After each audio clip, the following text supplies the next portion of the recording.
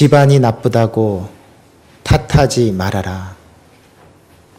나는 역적의 가문에서 태어나 가난으로 인해 외갓집에서 살아야만 했다.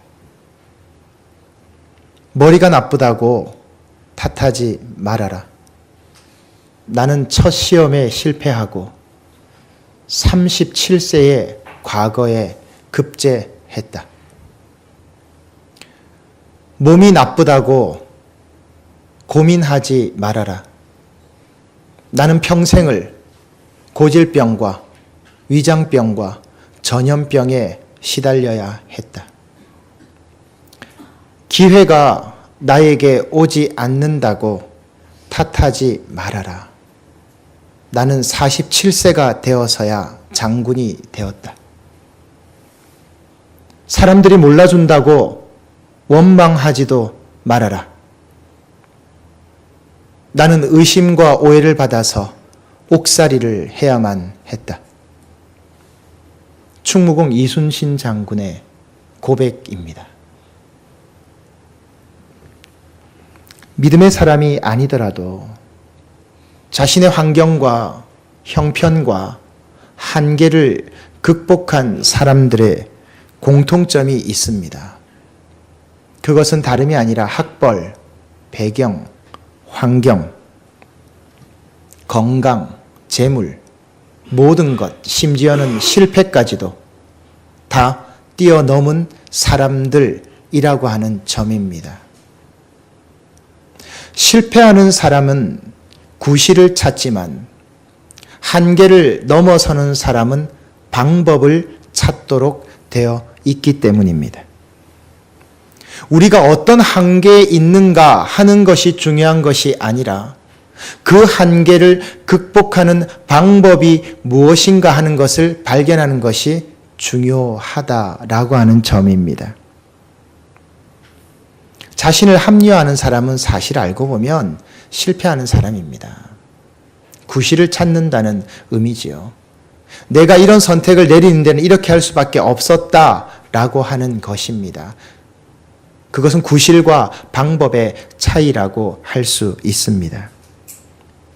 이스라엘의 본래 이름은 히브리입니다. 히브리 민족이라고 하죠. 히브리라고 하는 말의 원뜻은 하바루입니다. 하바루라고 하는 말은 건넌다라는 의미가 있습니다. 요단강을 건넜죠. 홍해를 건넜죠. 그리고 여리고 성도 무너뜨려서 다 건넜습니다. 어떠한 의미가 있습니까? 하나님을 의지하는 사람들은, 하나님의 백성들은 어떠한 장애물이나 환경에 어려움이 있더라도 그것을 딛고 넘어설 수 있는, 건널 수 있는 사람이라고 하는 뜻을 말합니다. 오늘 말씀에 보면 이 한계를 뛰어넘고 극복하는 장면이 잘 나와 있습니다. 여러분 잘 아는 바로 이스라엘의 성군 다윗입니다. 다윗이 이스라엘을 통일하고 예루살렘을 수도로 정하기 위해서 예루살렘에 들어와 보니까 전혀 예상치 못한 뜻밖의 문제가 발생한 것입니다. 예루살렘 성 한가운데 시온성이라고 하는 곳이 있는데 거기에 알고 보니까 이방인이 거주하고 있는 겁니다. 다윗은 깜짝 놀랐을 것입니다. 아니 어떻게 이스라엘 중심 예루살렘 한가운데에 시온성이라고 하는 곳에 여부스라고 하는 강력한 힘을 가진 민족이 존재할 수 있는가? 그러나 이 민족은요, 엄청나게 강력한 민족이었습니다. 사사기 1장 21절에 보면 이 최초의 기록이 등장하는데요. 모세의 시종으로서 가나안 땅에 정착시켰던 여호수아가 1000년 전에 공격했다가 실패한 곳이 바로 이것입니다. 무려 다윗이 이스라엘을 통일할 때까지 1000년 동안이나 이스라엘의 수도와 같은 예루살렘 한복판에 여부스라고 하는 이 거인들이 거주하고 차지하고 있었던 것입니다. 그러니까 1000년이 지났습니다. 1000년 동안 무너지지 않았던 철옹성 같은 이곳을 다윗이 공격해서 빼앗아낸 것입니다. 한마디로 엄청난 한계를, 엄청난 위협을, 엄청난 환경적 어려움과 현실을 극복하고 뛰어넘은 거죠. 오늘 저는 여러분과 함께 이 본문의 말씀을 통해서 다윗이 어떻게 1000년 동안이나 버티고 무너지지 않았던 이 시온성과 여부스 사람들을 공격해서 이길 수 있었는가 하는 것을 좀 살펴보았으면 좋겠습니다. 오늘 본문 9절 말씀에 보면 다윗은 이 성을 빼앗고 난 다음에 이름을 바꾸어서 시온성에서 다윗성으로 바꾸었죠. 오늘 우리가 현실적으로 부딪히는 많은 현실적 한계 앞에서 우리가 어떤 신앙적 모습을 취해야 하는가, 그것을 좀 살펴보도록 하겠습니다. 먼저 생각할 것은 고정관념을 뛰어넘어야 한다. 고정관념의 한계를 넘어서라는 것입니다. 여러분 8절 앞부분의 말씀을 보시기 바랍니다. 8절 앞부분의 말씀에 보면 다윗이 이 시온성을 공격할 때 선택한 장소가 등장합니다. 대단히 특이한 장소가 한 곳 나오죠. 8절 앞부분에 물 깃는 곳으로 올라가서 라고 하는 표현이 나옵니다. 다윗이 시온성을 공격하기 위한 첫 번째 지점이 어디냐면 바로 물 깃는 곳입니다. 그런데 중요한 사실은요, 시온성 안에 거주하는 이 사람들이 다윗이 설마 물 깃는 곳, 내부 수로를 통해서 거슬러 올라와서 공격할 것이라고는 상상조차 하지 못했다는 점입니다. 기습을 할 수는 있어요. 매복을 할 수는 있어요. 성벽을 타고 올라갈 수는 있어요. 마차를 가지고 돌진할 수는 있어요. 포위해서 고립시킬 수도 있어요. 그런 모든 전통적인 방법이 아니라 다윗이 선택한 것은 내부 수로의 시작점인 물 깃는 곳을 타고 올라가서 공격했다는 점입니다. 고정관념을 뛰어넘는 겁니다. 그동안 늘 익숙하게 해왔던 방법들, 늘 해왔던 모습들에서 탈피해서 전혀 새로운 방법으로 시도한 겁니다. 습관처럼 기계처럼 생각하지 않은 거예요. 그래서 힘들지만, 굉장히 힘들지만 내부 수로의 역할을 하는 물 깃는 곳을 치고 들어간 겁니다. 물 깃는 곳이란 말은 내부에 수로가 연결되어 있죠. 상하수도 같은 역할을 합니다. 거기가 좁지 않습니까? 거기를 치고 들어간 겁니다. 굉장히 힘든 과정이었을 겁니다. 굉장히 어려운 과정이었을 것입니다. 아무도 상상할 수 없었지만 다윗은 그 부분을 타고 들어간 겁니다. 무슨 뜻일까요? 늘 해오던 방법, 늘 해오던 방식 말고 새로운 방식으로 시도하고 새로운 방식으로 도전하고 접근해 나가라는 것입니다. 그것이 한계를 극복하는 방법이라는 거죠. 어느 조미료 회사에서 긴급 회의를 열었습니다. 매출이 계속 줄어들자 긴급 회의를 연 거죠. 마케팅 회의입니다. 어떻게 하면 떨어진 매출을 올릴 수 있을 것인가? 우리 조미료를 소비자들이 많이 사용하도록 할 것인가?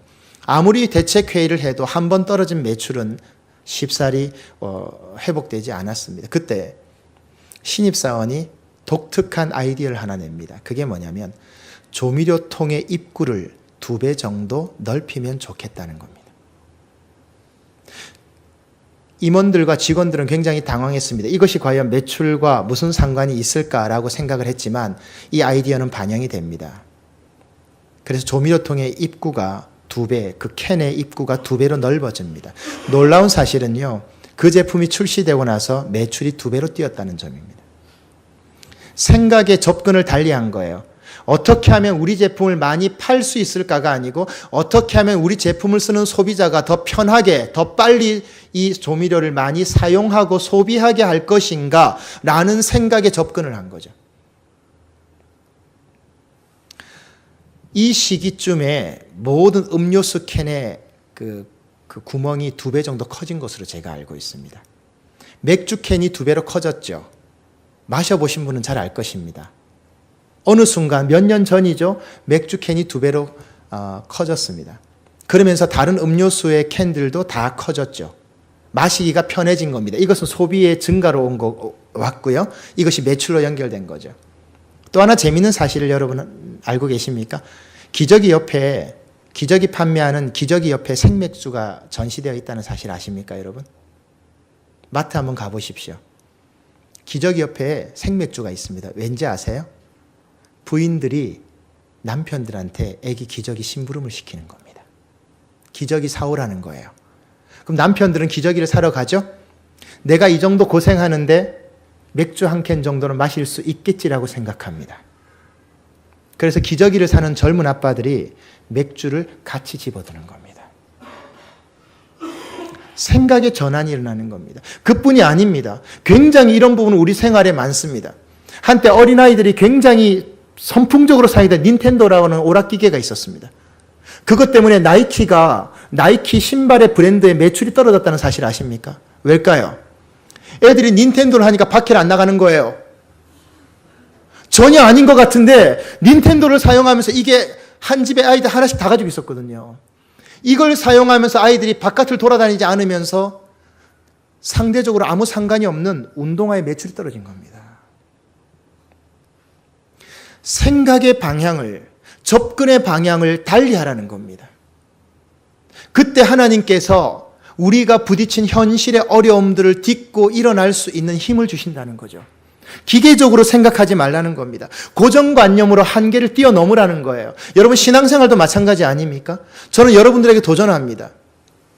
1년 52주, 52번의 주일을 기계처럼 보내지 마시기 바랍니다. 예배 드리러 왔으니까 기도 시간이니까 기도하고 찬양 시간이니까 찬양하고 말씀 듣는 시간이니까 말씀 듣고 그러다가 축도 받고 돌아가면 끝났다 라고 생각하지 마시기 바랍니다. 그렇게 하지 않으셨으면 좋겠습니다. 기계처럼 신앙생활하지 않았으면 좋겠습니다.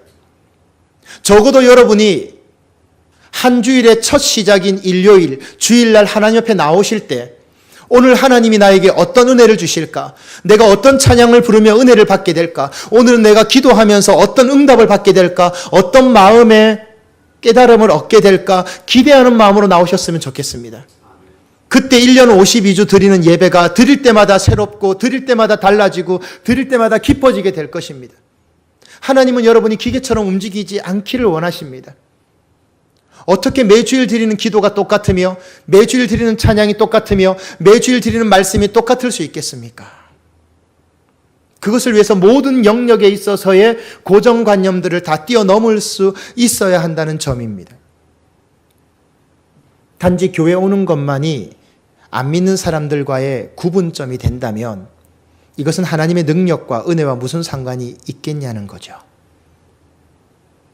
오늘 여러분 교회 오실 때 어떤 마음으로 오셨습니까? 오늘도 주일이 되었구나. 교회를 가야지. 안 가면 목사님 전화 온다.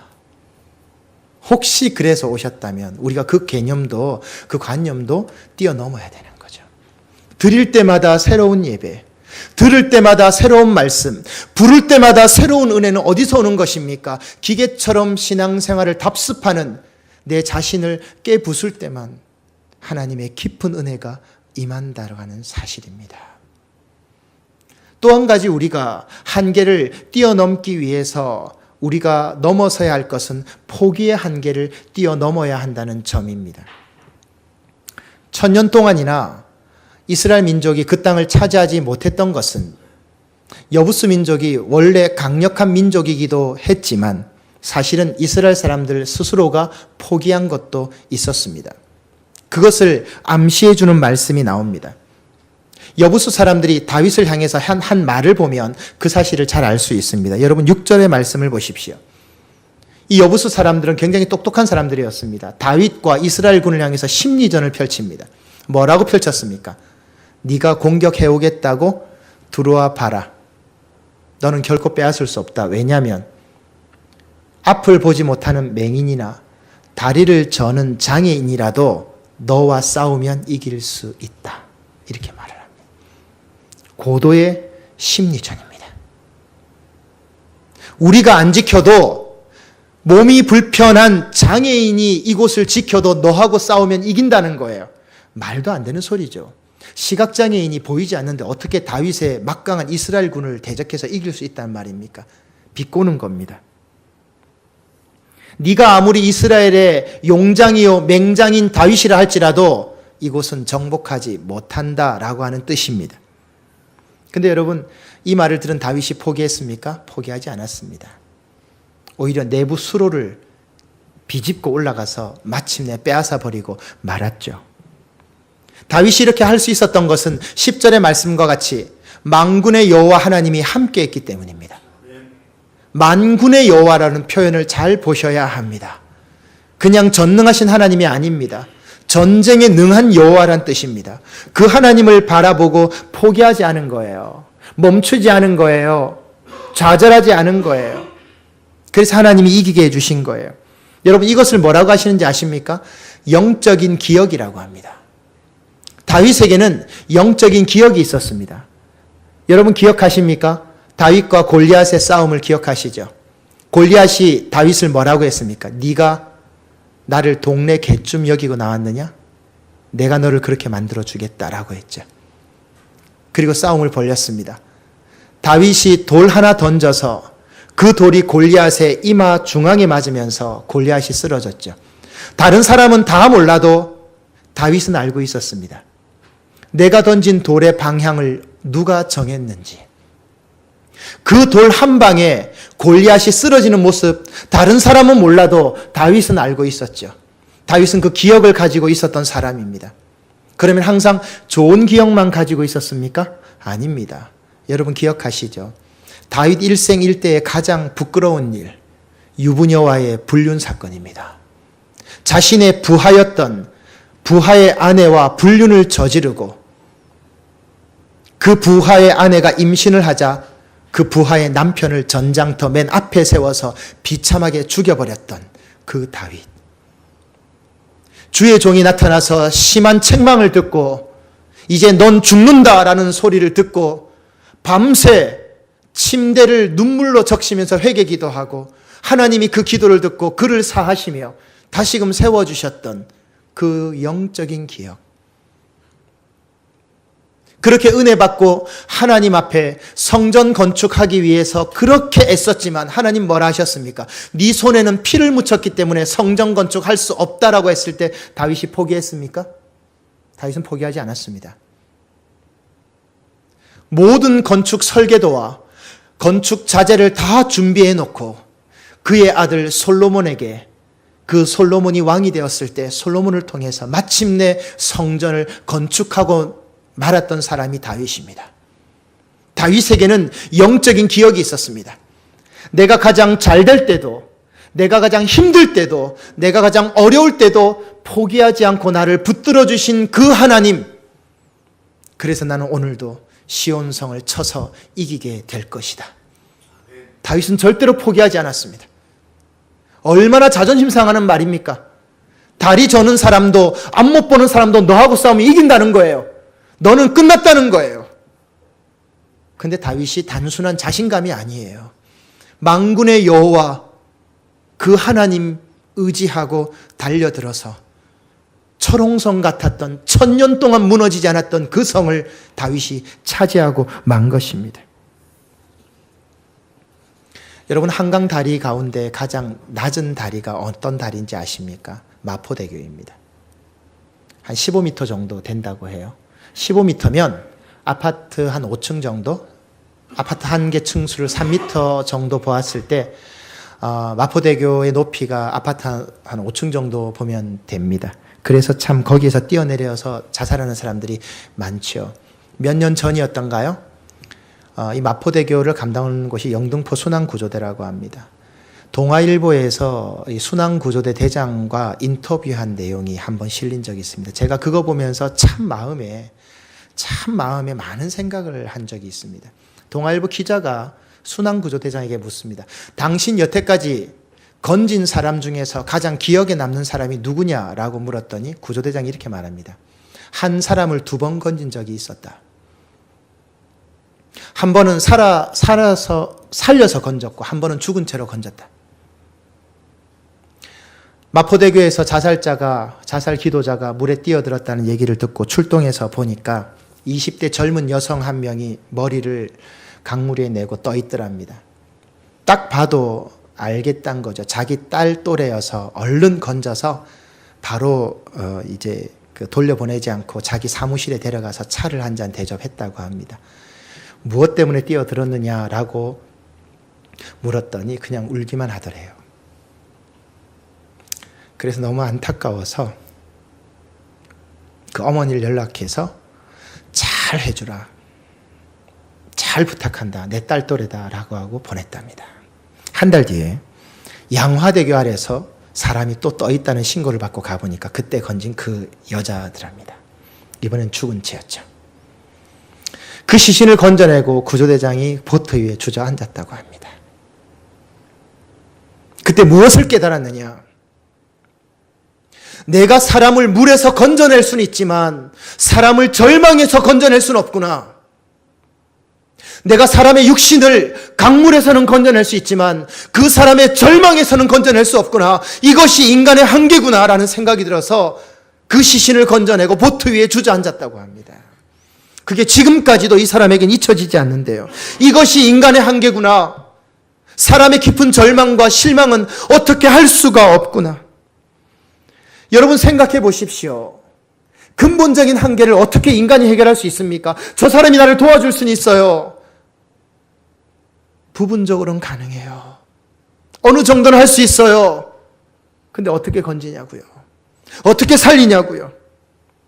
근본적인 한계가 있어요. 사람을 통해서 무언가 채우려고 하지 마세요. 나중에 더 큰 아픔으로 돌아옵니다.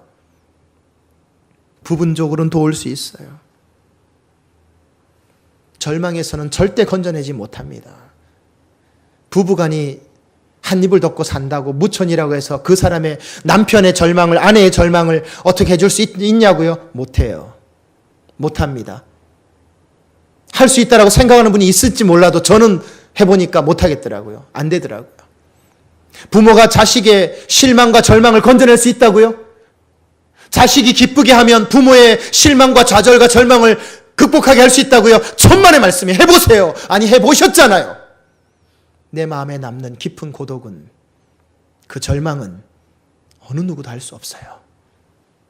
어느 누구도 안 된다고요. 그 사람 역시 채움을 받아야 되는 사람이에요. 누가 누구를 어떻게 도와요? 사람은 사람이에요. 사람은 어떻게 할 수 없어요. 그러나 하나님은 달라요. 하나님은 사람이 아니에요. 하나님은 변치 않는 분이세요. 하나님은 성실한 분이라고 합니다. 하나님은 우리에게 약속하셨습니다. 낮의 해가 밤의 달이 너를 해치 못하고 상하게 못하게 하리라. 여호와께서 너의 출입을 지금부터 영원부터 영원까지 지키리라. 나 여호와는 졸지도 자지도 않고 너를 불꽃 같은 눈으로 지키리라. 하나님 말씀하셨습니다. 하나님 배신하지 않습니다. 하나님은 뒤통수 치지도 않아요. 하나님은 그렇게 하지 않습니다. 요한복음 13장 1절의 말씀처럼 자기의 사람들을 사랑하시되 끝까지 사랑하시더라. 이겁니다. 하나님은 한 번 사랑하면 끝까지 사랑합니다. 절대 포기하지 않습니다. 그래서 우리가 하나님을 의지할 수 있는 유일한 분입니다. 이 사실을 분명히 기억할 때 포기도 뛰어넘고 좌절도 뛰어넘고 실망도 뛰어넘고 고통도 뛰어넘을 수 있는 거예요. 이게 아니면 아무것도 안 됩니다. 사랑하는 성도 여러분, 오늘도 저와 여러분의 마음속에는 끊임없이 들리는 소리가 있습니다. 더 이상 안 되겠다. 힘들다. 더 버티기는 어렵겠다. 나는 안 되는 것인가? 그냥 이대로 주저앉아 버릴까? 멈추어 버릴까? 그만두어 버릴까? 여러분 그런 생각 하잖아요.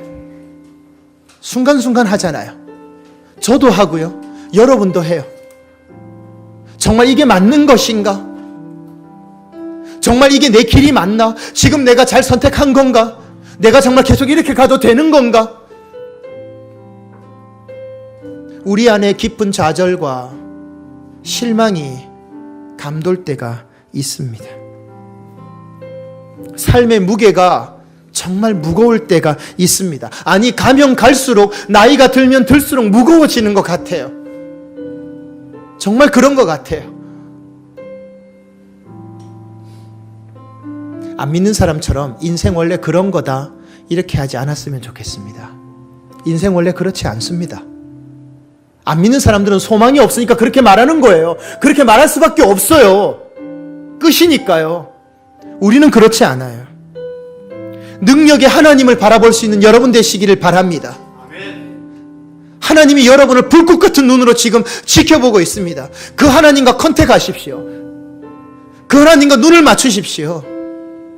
새로운 가능성이 열리고 비전이 열립니다. 스가랴서 4장 6절에 뭐라고 했습니까? 힘으로 능으로 되지 않지만 오직 여호와의 영으로 가능하다. 힘으로 능으로 되지 않아요. 절대로요. 물론 노력해야 돼요. 열심히 살아야 돼요. 최선을 다해야 돼요. 그러나 한계는 있어요. 그 한계를 뛰어넘는 게 뭐예요? 하나님이에요. 오늘도 우리는 다윗과 같은 그런 소리를 듣습니다. 너 겨우 그거밖에 되지 않느냐? 네 능력이 그거밖에 안 되느냐? 수많은 사람들부터 듣습니다. 여러분 포기하지 마십시오. 멈추지 마십시오. 묵묵히 주님과 함께 걸어가십시오. 때가 되면, 그 시간이 되면 하나님이 여러분을 세우실 것입니다. 높은 곳에, 언덕에 하나님께서 여러분을 세우는 때가 분명히 있을 것입니다. 그때까지 달려가십시오. 고정관념을 깨십시오. 기계적으로 답습하는 모든 것 새로 점검하십시오. 모든 것 다 새롭게 생각의 점검을 바꾸셔야 합니다. 그때 하나님께서 10절의 말씀처럼 만군의 여호와께서 다윗과 함께 하심에 다윗이 점점 강성하여 지니라. 이 귀한 은혜가 여러분에게 넘쳐나게 되시기를 주님의 이름으로 축원드립니다.